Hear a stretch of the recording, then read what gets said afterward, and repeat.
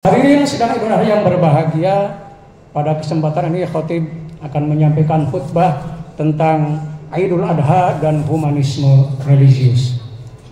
Sejak tadi malam, umat Islam di seluruh dunia bersama-sama mengumandangkan lafaz takbir sebagai pertanda bahwa kita semua telah memasuki sebuah hari yang besar, hari yang sangat bersejarah bagi umat Islam, yaitu hari Idul Adha.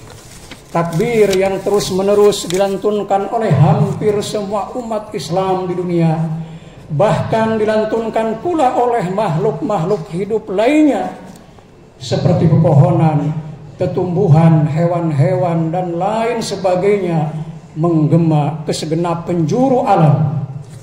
Takbir yang menggetarkan setiap kalbu yang mendengarnya, meluluhkan jiwa-jiwa yang keras untuk mengakui bahwa yang sesungguhnya maha besar, maha agung, dan maha lainnya hanyalah Allah Subhanahu wa Ta'ala, sedang kita para makhluknya hanyalah butiran debu di hadapannya. Allahu Akbar, Allahu Akbar, Allahu Akbar, walillahil hamd.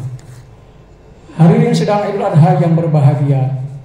Idul Adha bagi umat Islam khususnya dan bagi semua umat manusia pada umumnya memiliki nilai humanisme religius, nilai-nilai kemanusiaan yang tidak hanya bertumpu pada basis antroposentris, di mana manusia adalah pusatnya, sehingga tidak berpijak pada sendi-sendi ilahiyah, melainkan nilai-nilai kemanusiaan yang berdiri di atas fondasi ketuhanan, sehingga dapat berdiri dengan kokoh dan tegak. Oleh karena itulah di dalam Idul Adha, nilai pertama yang harus ditegakkan adalah nilai-nilai ketuhanan. Inilah yang disebut dengan dimensi vertikal dari Idul Adha. Idul Adha sendiri juga disebut sebagai Idul Kurban. Berkurban merupakan perintah Allah yang terdapat dalam surah Al-Kautsar, fasholli li rabbika wanhar, maka dirikanlah salat kepada Tuhanmu dan berkurbanlah. Lalu apa sesungguhnya makna kurban? Secara harfiah, kurban dalam bahasa Arab berasal dari kata koruba yakrubu, korbun atau kurban, yang artinya adalah dekat atau mendekati. Apa yang dimaksud dekat di sini? Bahwa manakala umat Islam melakukan ibadah kurban dengan menyembelih hewan seperti sapi, domba, kambing, atau unta di negara Saudi atau Arab dan sejenisnya, maka tujuan utamanya adalah dalam rangka mendekatkan diri kepada Allah Subhanahu wa Ta'ala. Maka orang yang berkurban sesungguhnya adalah orang yang ingin mendekatkan dirinya kepada Allah. Kurban artinya dekat kepada Allah. Dengan kata lain, ibadah kurban sesungguhnya adalah pengejawantahan dari hubungan kita dengan Sang Pencipta, yaitu yang disebut muamalah ma'allah. Melalui kurban sesungguhnya kita sedang melakukan pendekatan diri kepada Allah Subhanahu wa Ta'ala. Selain itu, ibadah kurban juga untuk meningkatkan ketakwaan kita kepada Allah. Meski kita menyembelih hewan, tetapi sesungguhnya bukan daging atau darah dari hewan itu yang akan sampai kepada Allah. Lalu apa yang sampai kepada Allah? Ini digambarkan di dalam surat Al-Hajj ayat 37. La yanalallaha luhumuha wala dima'uha walakin yanaluhu taqwa minkum. Kadzalika sakhkharaha lakum litukabbirullaha ala ma hadakum wa basyiril muhsinin. Daging atau hewan kurban dan darahnya sekali-kali tidak akan sampai kepada Allah, tetapi yang sampai kepadanya adalah ketakwaan kalian. Demikianlah dia menundukkannya untukmu agar kamu mengagungkan Allah atas petunjuk yang dia berikan kepadamu.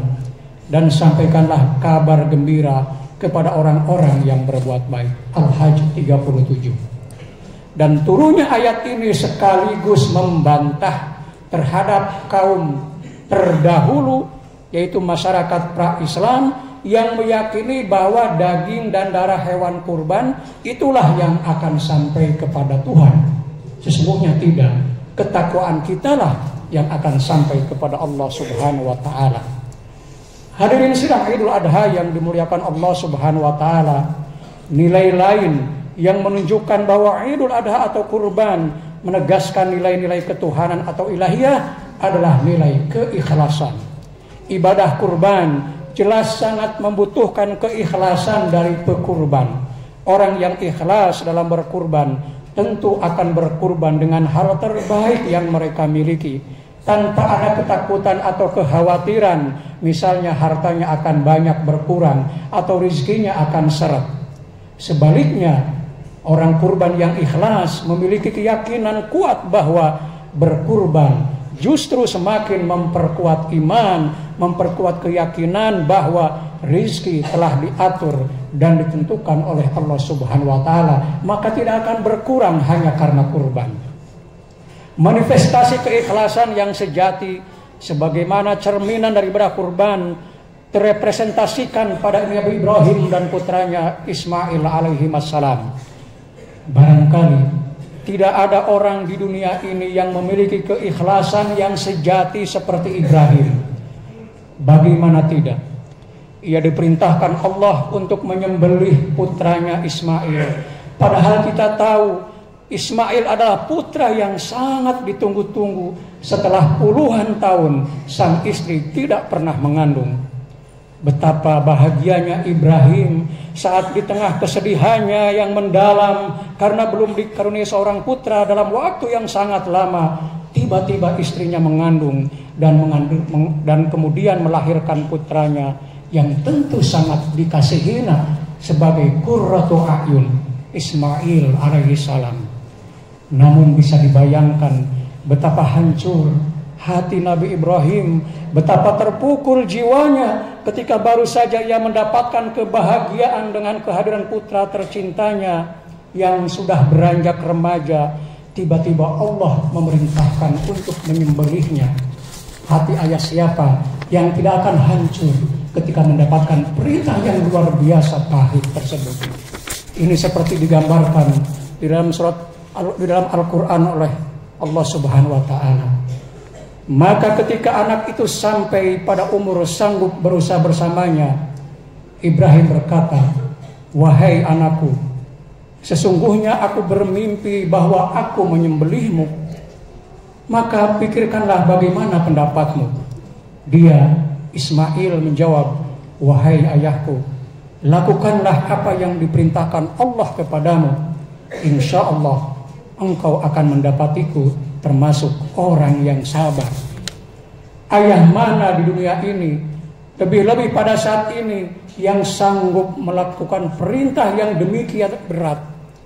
Tetapi Ibrahim, karena memiliki keikhlasan yang sejati, karena memiliki ketakwaan yang sempurna, tetap melaksanakan perintah Allah tersebut. Meski pada akhirnya semua itu hanyalah ujian dari Allah, karena pada akhirnya Allah menggantinya dengan seekor domba. Ini menunjukkan bahwa Ibrahim telah berhasil melewati ujian dahsyat. Maka keikhlasan Ibrahim sangat patut kita contoh dalam kehidupan kita sehari-hari. Hadirin sedang ibadah yang berbahagia, selain dimensi vertikal, ibadah kurban juga memiliki dimensi yang kedua, yaitu dimensi horizontal atau dimensi sosial. Dalam hal ini, hewan-hewan yang telah kita kurbankan sesungguhnya merupakan sarana bagi kita yang mampu untuk berbagi dengan sesama kita, terutama mereka-mereka yang tidak mampu, seperti kaum fakir miskin yang mungkin jarang sekali dalam hidupnya memakan daging. Maka di hari itu atau di hari Idul Adha, mereka dapat merasakan makanan yang jarang mereka temui, sehingga terpancarlah kebahagiaan dari raut muka mereka. Karena itulah hari raya adalah hari kegembiraan. Pada saat itu umat Islam diharapkan bergembira. Di hari kurban, semua orang atau semua umat Islam, termasuk mereka-mereka yang tidak mampu, ikut merayakannya dengan kegembiraan. Maka saat itulah akan terjadi rasa saling sayang antar sesama umat Islam, rasa ingin saling membantu, rasa ingin saling memperhatikan kebutuhan satu dengan yang lain, sehingga ikatan atau solidaritas di antara umat Islam akan terbangun dengan kuat. Inilah dimensi horizontal atau dimensi sosial yang luar biasa dari ibadah kurban. Hadirin sidang Idul Adha yang berbahagia, sebagai penutup, marilah kita jadikan hari Idul Adha atau Idul Kurban ini sebagai momentum bagi kita semua untuk terus mengasah kesadaran kemanusiaan kita yang berbasis pada nilai-nilai ilahiyah. Pada saat yang sama, tetap menekankan kepedulian kita kepada sesama, bahkan kepada sesama makhluk hidup lainnya di dunia ini. Itulah sesungguhnya arti dari humanisme religius yang terdapat di dalam Idul Adha atau